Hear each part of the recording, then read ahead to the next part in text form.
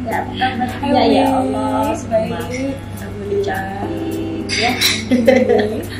Gue makin kurus deh. Aduh, enggak, ini lagi naik. Oh ya? Karena waktu itu Uji pernah bilang ya. Jadi malam mau meninggal, siang tuh masih sholat berdua sama Uji. Uji bilang, kamu udah harus siap. Siap kemana? Saya bilang, kan nggak tahu siap apa nih gitu. Cinta itu adalah perbuatan kita kepada orang yang kita sayang tanpa menerima atau mengharapkan balasan. Cinta sejati ya. Iya. Jadi nggak harus dibalas ya, karena kan Iya. datangnya dari hati. Ya ikhlas aja gitu. Nah, assalamualaikum warahmatullahi wabarakatuh teman-teman. Hari ini Umi berada di salah satu, kita lagi di Malaysia. Hari ini bertemu dengan salah satu kerabat, teman juga, udah kayak adik juga gitu ya. Penasaran kan siapa? Yuk kita lihat. Assalamualaikum. Salam. Ini tadi yang dimaksud. Ya Allah, ya Allah. Baik. Sehat Iya, Umi? saya kan berarti ya Arifin, ya kan pasti pada rindu ya, udah lama nggak jumpa dengan Tia. Masuk Umi, masuk. Di sini. Ini bukan dia yang masak nih. Yo. Dia yang masak ya? Semua dia yang masak. Tidak lami. Masa gitu kok. Ada kursi? Ada Sri. Sila makan. Baru ketemu sama Ashrafnya. Iya. Selalu ketemu sama Abiza. Di pilihan. Di pilihan ya. Si, silakan. Nih, Ayo keluar juga. iya. Ada kursi? Apa namanya? Oh, Ashraf kan dia udah biasa ke Jakarta. Terus ketemu di event Teh Ocha punya dinnernya Teh Ocha. Oh iya. Terus ketemu gitu, terus minta nomor telepon, terus dia kasih nomor telepon Mbak Ipit. Kirain kan aku mau ngasih job, mau syuting kan dikirain. Terus dari manajer. Ternyata dia tuh mau PDKT gitu.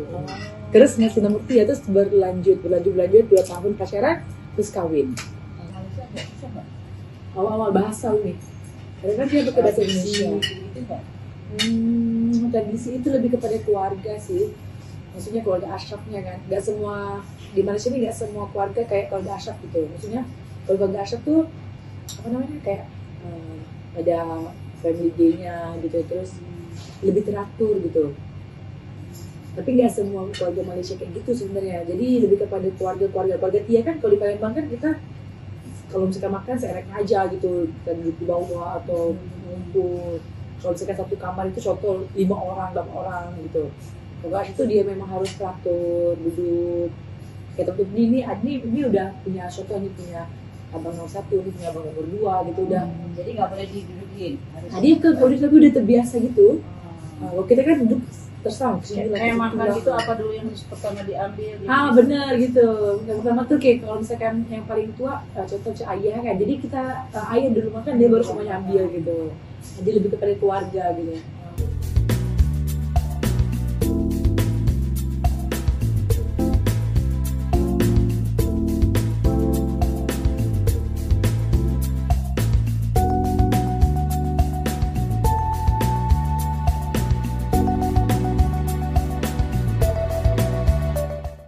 Assalamualaikum warahmatullahi wabarakatuh, sahabat-sahabat Umi semuanya. Kali ini tahu dong Umi ada di mana? Kebetulan pas lagi di Malaysia, jadi akhirnya mampir deh ke tempatnya, kediamannya Tia Arifin. Pasti banyak yang kangen, udah lama nggak lihat Tia di layar TV, nggak tahu kabarnya. Nah, kita ngobrol-ngobrol sama Tia. Ya Allah, baik. Alhamdulillah. Ya. Gue makin kurus deh. Aduh, enggak, ini lagi naik. Oh ya? Dia kegiatannya apa sekarang? Oke, so sekarang kayak biasa ngurus anak, ngurus suami, terus di Malaysia ini ngurus bisnis juga. Terus ya Lagi mau keluarin produk ya? Ya, alhamdulillah. Buatnya sebenarnya buat jamu daripada resep Indonesia, terus ke Malaysia kita udah 5 tahun jamu mutiara. So alhamdulillah udah di Malaysia, Singapura, dan juga Brunei. Nanti bakal ada di Indonesia. Ya. Tenang aja ya, ditunggu. Terus hari-hari di rumah gitu ya? Bener. Anak 2 ya? Ada ya? 2. Betul. Tapi Harry sebenarnya kebanyakan dia keluar atau dengan usahawan. Terus di rumah ini kalau kita ada meeting Zoom atau mungkin biasanya kalau kerja tuh kayak sore gitu, ke sore sampai jam habis isya, nah itu kayaknya dengan anak-anak. Nah, di situ biasanya akan lanjut meeting Zoom dengan usahawan gitu. Dari sekarang udah terjun jadi business woman ya. Berarti udah nggak itu dong Tia ya, udah jarang syuting. Ya, paling syuting itu untuk kayak campaign Lebaran, tapi mutiara gitu ya. Kalau di Indonesia berarti udah nggak terima ya? Bukan nggak terima, tapi waktu itu kalau sudah dibolehin ya sama Asraf. Boleh, tapi kan panjang nih kalau di Indonesia. Jadi kalau panjang itu komitmennya itu jadi terlalu banyak, jadi nggak sesuai. Tapi kalau terus sinetron apa? Terakhir, pensiun ya. Iya, pensiun. Kan pasti pada lihat kangen kan. Nah, sekarang lihat asli. Lihat kesehariannya di rumahnya Tia. Oke. Umi gimana? Umi sibuk apa? Kalau Umi kan dulu sama Tia, mungkin sama kayak ibu-ibu yang lain. Kan dulu yang dakwah kan ojek kan. Kita kan di belakang layar, cuma ngurus anak, ngurus suami gitu ya. Tapi ya kodarullah begitu ojek nggak ada tuh. Jadi Umi yang ngurusin. Allah yang ya kan pilihan, bukannya Umi yang mau. Karena waktu itu Uji pernah bilang gitu ya. Jadi malam mau meninggal, siang tuh masih sholat berdua sama Uji.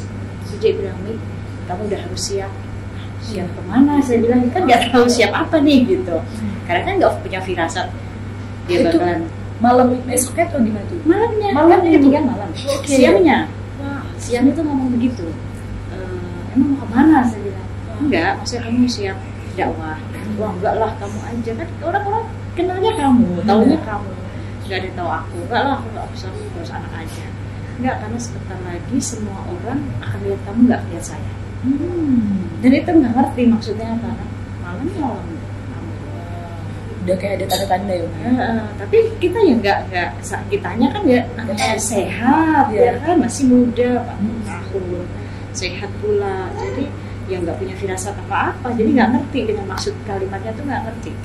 Begitu meninggal selepas masa idah 4 bulan 15 hari baru tuh orang pada panggil gitu, sana kemarin sampai sekarang.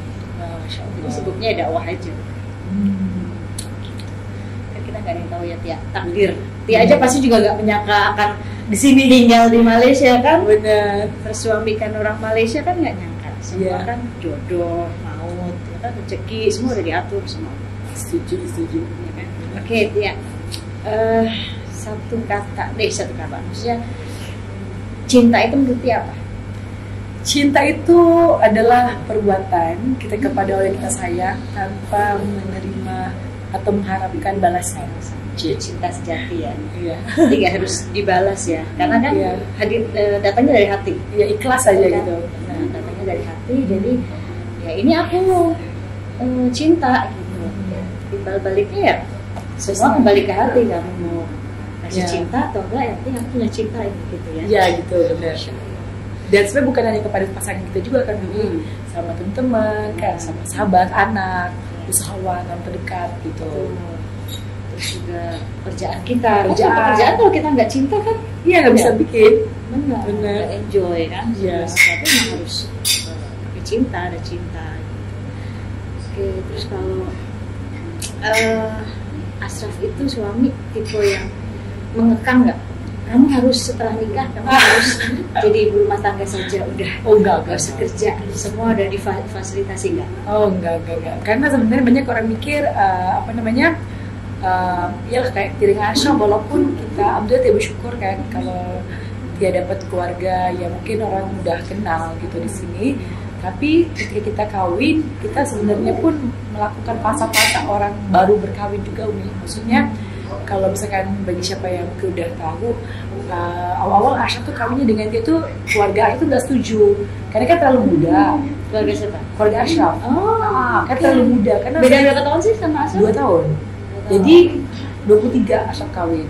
Jadi kayak kan orang Indonesia kan, orang tuh mikir wah dia kan mau kawin dia kan sama siapa kan, terus nggak kenal jauh lagi. Terus singkat ceritanya Jadi ayah itu bilang, oke, kalau Ashraf mau kawin boleh, tetapi jangan sampai nanti pampersnya anak tuh ayah tanggung. Jadi mandiri ya. Harus mandiri. Ini pilihan kamu mau kawin. Iya, benar-benar. Jadi kita kan, iyalah kalau Ashraf kan jenis yang bukannya mau apa? Ya kita bisa ini yang pilihan saya mau kawin, terus saya harus malu dong kalau tiba-tiba nanti orang tua. misalnya lagi orang tua. Jadi daripada kawin tuh, dan dia pun juga tahu, dia udah tahu maksudnya kalau kita kawin dengan seorang, ibu dia ngajarin kita kawin dengan orang yang bukan mengharapkan keluarga atau yang lain. Itu adalah bonus. Ya, bagus ya, betul. Jadi dia udah tahu, jadi dia nggak kaget atau apa. Means apa? Kita berkawin itu kita harus membina sendiri gitu. Of course kayak keluarga tuh mensupport, doa kan apa yang dia boleh bantu, tapi balik lagi kepada kita. Kalau kita mau berhasil atau gimana, kita harus mandiri, harus bikin sendiri, nggak boleh ngarepin keluarga gitu. Iya benar, jadi mandiri ya. Karena orang kan pasti lihatnya, dia nikah sama Ashraf aja gitu kan, pasti gak boleh kemana-mana, harus semuanya udah fasilitas, padahal enggak ya, kita harus mandiri. Kita harus mau fasilitas yang enak, ya kita harus usaha juga gitu, harus bekerja sendiri. Kalau kita ngarepin orang lain, mesti ada batasnya gitu. Dan juga malu dong kayak kita yang mau kawin tapi kita mau minta lagi kepada orang lain gitu. Jadi kita harus berdikari. Terus dulu memang punya cita-cita nikah muda gitu. Iya. Dia orangnya ngikut alur gitu. Jadi waktu dulu padahal dia kan pengen jadi artis. Bukan dulu, maksudnya dulu pengen jadi dokter. Terus pas jadi rezekinya jadi artis, jadi cicinya oke, kita mau jadi artis yang kayak gini gitu. Terus tiba-tiba Ashraf datang, terus pacaran, terus ini oke, kalau kan soal isi tuh nih saat mau kawin, karena mikir kan karir atau kawin gitu. Jadi sampai nanti nyesel di tengah jalan kan gitu. Iya, karena itu kan kalau karir kan lagi preferensinya lagi hits di situ. Sekarang ini pun masih ada. Terus saat itu dia cuma doa aja gitu, ya Allah, kalau memang Ashraf nih jodoh, dia permudahkan semua proses kayak kawin semua, kalau bukan kasih tahu gitu. Jadi dia yang nggak harus aku harus kawin sekarang, enggak, tapi dia mengalir. Jadi pas saat merisik tuh kayak bertunang tuh dimudahin, oke, berarti emang jodoh. Oke, terus lakuin gitu. Begitulah. Jadi ya dijalani aja ya apa yang sudah ditakdirkan Allah ya. Akhirnya begitu menikah banyak perubahan dong. Pasti. Perubahan dan siapa nih? Pribadi, diri. Iya, benar-benar. Menyesuaikan berarti ya. Benar-benar. Berarti banyak perubahan langsung, berubah drastis atau ngikutin prosesnya? Proses Umi, karena kalau dulu dia diurusin Mbak Ipit kan, dulu dia nggak bisa ngurus diri sendiri sebenarnya. Kalau kayak transfer, ambil uang, bayar bill itu sebenarnya Mbak Ipit. Jadi dia tuh waktu di Jakarta tuh memang Mbak Ipit yang ngurus. Jadi ketika dia ke Malaysia, jadi dia harus ngurus orang gitu, dan ngurus diri sendiri. Di saat itu pun mungkin harus pintar, harus belajar. Jadi bayangin aja kayak bayar bill online tuh itu nggak bisa saat itu gitu. Iya, karena Mbak bayar. Jadi yang mungkin segala macam, sekarang dia harus di Malaysia dia harus bersuara, dia harus belajar, tapi lama tuh bisa gitu kalau kita mau belajar. Ya. Terus sempat kaget gak atau tanya sama mama, gimana nanti harus gimana gitu. Apalagi kan ini menikah sama orang Malaysia yang terbenam, yang minta tanya nggak sama mama atau gimana nanti persiapan jadi istri gimana mama pas sudah nasihat. Iya benar, Ibu kasih nasihat, kuncinya yang penting jadi diri sendiri. Terus kamu harus kayak bunglon katanya, di mana-mana harus bisa nyesuaiin diri. Terus harus ngikut, maksudnya kita kan istri, jadi kita nggak boleh semua orang ikut kita gitu. Jadi kita harus ngikut peraturan mereka gitu, gimana nyesuaiin, adaptasi. Jadi tiap pegang, dan juga jangan nyusahin orang, kayak jangan ngambil kesempatan. Terus kamu kalau jadi istri harus bisa cari duit sendiri. Jadi udah didoktrin daripada awal. Jadi hal itu yang membuatkan kenapa dia sampai di sini hari ini. Terus ini ya awal itu canggung pasti, bingung nggak gitu. langsung diboyong ke Malaysia kan? Ini kan Iya. di Palembang? Di Iya. Palembang sama di Malaysia. Malaysia. Awal-awal terus bingung gitu nggak ya? Awal bingung, dia lebih kepada adaptasi. Bisa, oh kayak gini ya di sini ya. Kan dia kan dulu kan nggak pakai jilbab waktu awal. Kan kalau di Indonesia tuh kan kayak pakai yang apa, baju-baju yang apa ya? Mungkin bagi kita biasa, tapi sini udah seksi banget gitu. Oh iya. Jadi kan kayak misalnya tiap suka pakai skirt, tapi kayak pendek gitu kayak selutup, udah kayak seksi gitu.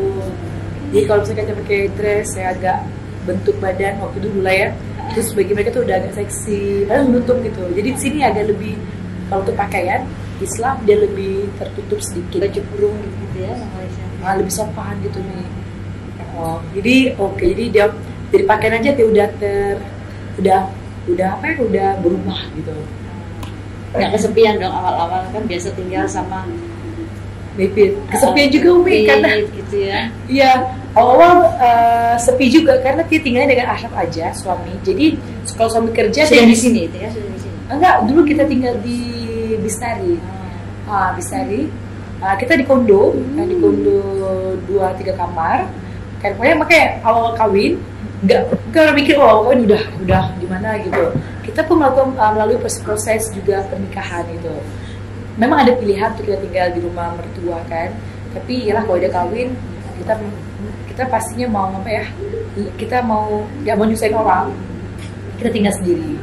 Terus daripada situ di kondo, terus kita pindah di Kasih Berjaya, terus pindah di Damansari ini yang terakhir lah pindah di sini.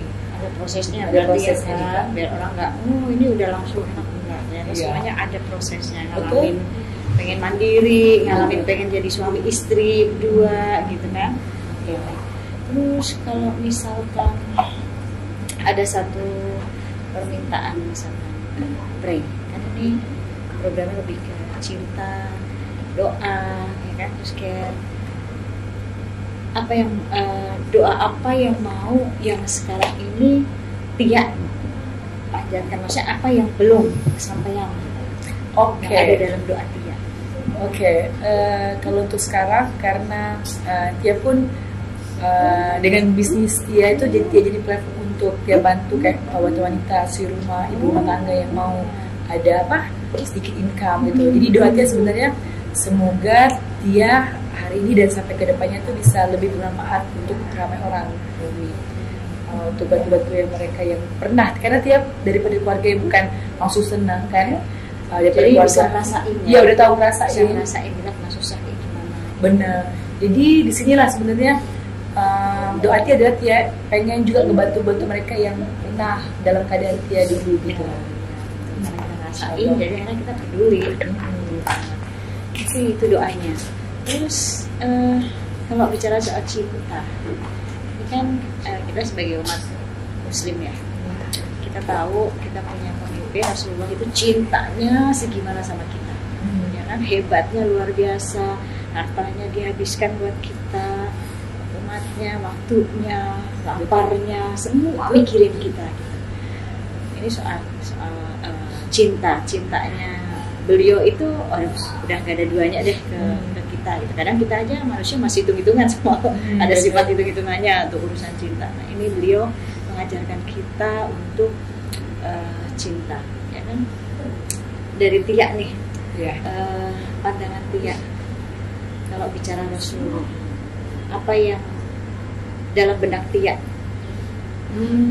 Ya, beliau adalah sosok yang panutan semua orang Islam kan. Kalau bilang tentang baginda Rasulullah SAW adalah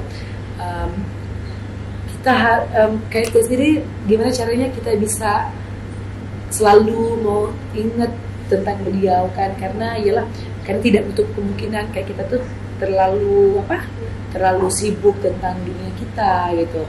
Tapi kalau ingat baginda Rasulullah SAW, dia selalu mikir gimana setiap harinya cara untuk kita bisa dekat dengan beliau, bisa ingat dan juga bisa mengamalkan sifat-sifat yang beliau pernah ada daripada segi kepemimpinan beliau, segi kebaikan beliau. Mungkin kita nggak sempurna seperti beliau, tetapi sedikit banyak apa yang Tia buat di sini di dunia sebagai seorang istri atau semuanya dia ambillah sedikit-sedikit banyak apa yang beliau buat gitu. Iya, beliau itu yang luar biasa. Dari muamalah saja beliau ngajarin kita muamalah yang baik itu kan dua-duanya harus saling menguntungkan, ya kan? Tidak ada kezaliman antara pembeli dan penjual. Benar. Dari muamalah saja beliau sudah ajarkan. Terus apalagi dari keseharian bersama kalau menghadapi orang yang nggak suka sama kita, apalagi kan kalau public figure ya pasti kan banyak sekali gitu kan, ada orang, nggak semua orang suka sama kita, ada yang nggak suka sama kita, tetapi kan di sini Rasulullah tuh mengajarkannya. Rasulullah dari zaman Rasulullah haters juga sudah ada. Iya. Tapi hatersnya Rasulullah di depan mata. Di depan mata. Ya, kalau kita kan di balik handphone kita sampai jempol-jempol gitu kan. Kalau Rasulullah kan di depan mata ya. Nah dari situ aja kita sudah diajarkan loh. Kesabaran. Diajarkan. Iya benar banget dengan bagaimana menghadapi orang yang tidak suka dengan kita, itu diajarkan oleh Rasulullah. Berarti kan di situ terlihat sekali bahwa Rasulullah itu cintanya luar biasa, ngajarin kita nyempurnain akhlak manusia yang tadinya manusia itu benci sama Rasulullah, jadi akhirnya manusia itu yang benci itu jadi cinta. Wow, itu ya gimana kan? Tuh? Nah, itu kan ada satu kisah itu ya, Rasulullah itu pernah diludahi sama seorang nenek orang Yahudi. Si nenek itu nggak suka banget dengan Rasulullah. Rasulullah lewat selalu diludahi. Rasulullah selalu diludahi. Nah kalau macam kita gitu kan pasti kita udah kesel gitu ya, apa sih gitu. Akhirnya sama Rasulullah suatu saat Rasulullah lewat, orang ini nggak ada, nenek ini nggak ludahi lagi gitu. Rasulullah kehilangan banget. Nah kalau kita kan kita mau ya, alhamdulillah orangnya udah nggak ada, harus denger dia sakit kita pasti kualat nih gitu ya. Kalau Rasulullah nggak, ternyata beliau datangi cari tahu kemana nenek ini kok nggak dilihat lagi, nggak meludahi lagi gitu, dicari tahu ternyata lagi sakit. Dan akhirnya sama Rasulullah datangi, dijenguk, dan nenek tersebut bilang, kenapa kamu datang ke sini sedangkan aku nggak suka sama kamu, ya kan? Aku berbuat buruk kepada kamu. Nah, akhirnya Rasulullah karena tugasnya untuk menyempurnakan akhlak manusia ya, Rasulullah ya karena kamu nggak kenal. Nah, makanya ini penting ya buat kita para kita semuanya gitu, apalagi buat yang jadi public figure, terus yang melihat, mereka kan kadang melihat aja, nggak kenal. Nah, bagaimana bisa tumbuh sayang kalau nggak kenal? Akhirnya kadang menilai dengan mata, dengan prasangkanya. Nah, maka belajarlah dari Rasulullah. Kalau seandainya nih dipertemukan Rasulullah, dia mau apa? Wow. Dia mau apa? Wow. Mau berkata apa? Oh, dia rasa kayak itu adalah impian kan semua orang ya, pengen bertemu, benar kan, pengen menatap. Iya, wow. Kayak dia sendiri, dia pun proses untuk menjadi lebih baik kan, lagi proses menjadi lebih baik. Jadi kalau misalnya berjumpa dengan beliau tuh dia rasa kayak apa ya, wow, dia kayak bisa ngomong apa, ketemu bingung gitu ya. Ya ini Rasulullah ini. Iya, sebenarnya kayak itu adalah ultimate-nya, mungkin itu ultimate-nya kehidupan kita, mau ketemu dengan kekasih Allah kan. Insyaallah kan, doakan semoga. Amin. Itulah cinta teman-teman. Jadi kadang banyak orang yang susah artiin cinta itu harus berbalas kebaikan. Ya, tapi kita lihat pelajaran di sini Rasulullah ya. Rasulullah cintanya luar biasa sama umatnya, tapi tidak pernah meminta dibalas. Betul. Nah, jadi itu tadi benar yang dibilang Tia, bahwa cinta itu ya apa yang kita beri untuk orang yang kita cintai gitu kan. Tapi nggak berharap dibalas dengan cinta. Tapi ya kalau kita memperlakukan orang lain baik, memuliakan, Allah akan memperlukan hal yang sama kepada diri kita saat kita memperlakukan orang lain. Gitu. Baik, nah yang terakhir ya, ini kan ada care, ya kan? Ada kita peduli.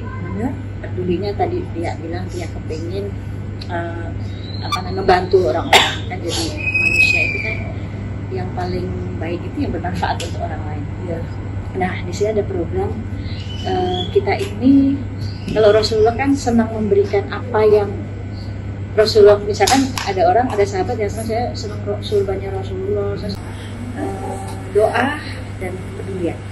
Oke, bagi dia sih sebenarnya kalau kita hidup sentiasa untuk menjadi atau memberikan manfaat pada orang lain, bukan manfaat dalam segi uang saja sebenarnya, tapi manfaat daripada segi cinta. Kita bisa berhikmat menjadi seorang istri yang baik, menjadi seorang contoh pekerja yang baik, atau ibu yang baik, anak yang baik. Janji yang penting diri kita tuh nggak ngerugiin atau nggak bisain orang lain. Insya Allah kita minta berkah ataupun kebaikan daripada yang di atas. Jadi jangan mengharap dengan manusia, tapi mengharap dengan Allah Sang Pencipta. Ya teman-teman, sahabat-sahabat Umi semuanya, itu saja ngobrol-ngobrol singkatnya sama Tia, ngobatin kangen, banyak dapat ilmu. Makasih banyak Umi udah datang. Saya terima kasih dimasakin sama Tia, coba tuh. udah boleh singgah di rumahnya yang nyaman ini ya. Jadi semoga bermanfaat ngobrol singkatnya ini. Nanti kita akan lihat Tia mau kasih apa. Nanti kalian yang mau barangnya Tia, tetapi ingat uang itu bukan buat saya, bukan buat lu, tapi akan langsung kita berikan ke anak yatim ya. Kalian tunggu saja ya. Terima kasih. Assalamualaikum warahmatullahi wabarakatuh. Bye bye. Empat aku ini ada satu ini sama ini nih. Aku ada ini. Coba dulu tanya dulu. Assalamualaikum. Oke. Ini media ada apa? Ada musik, ada apa? Ada kayak ceramahnya gitu loh. Dan beliau ustazah ini lah ya kan. Ini ya. Ya. Mereka ini akan ada kayak ada suaranya. Oh gitu. Ada headsetnya. Di sini ya, betul. Ini dia akan kasih ini buat teman-teman, jadi yang mau, tetapi nanti akan kita sumbangkan lagi buat anak yatim. Tuh ada baju, ada Al-Quran. Jadi teman-teman yang mau memiliki ini juga nanti boleh hubungin tim. Tuh ada Al-Quran juga, cantik sekali. Nanti boleh dimiliki karena nanti uangnya akan kita kasih untuk anak-anak yatim, pondok yatim. Insyaallah. Ini bermanfaat sekali. Terima kasih Tia. Terima kasih Umi. Semoga teman yang membaca ini dapat pahalanya Tia ya. Benar-benar banget. Semoga kembali lagi nih. Iya. Pahalanya ke Tia. Nanti bisa juga ini kita kasih ke anak yatim. Tia, ini terima kasih banyak ya Allah. Makasih banyak juga Umi udah datang. Makasih Nanti banyak. main-main lagi Umi. Jadi kalau di Malaysia ini 3 kali. Jadi kanan kiri kanan. Iya, ini kan orang Indonesia. Indonesia kan 2 kali aja cipikir-cipikirnya, ini kita harus 3 kali. Ya Allah Tia, semoga Tia sukses, semakin berkah hidupnya.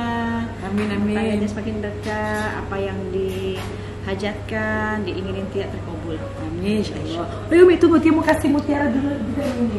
Nih, Untuk Umi dan semua.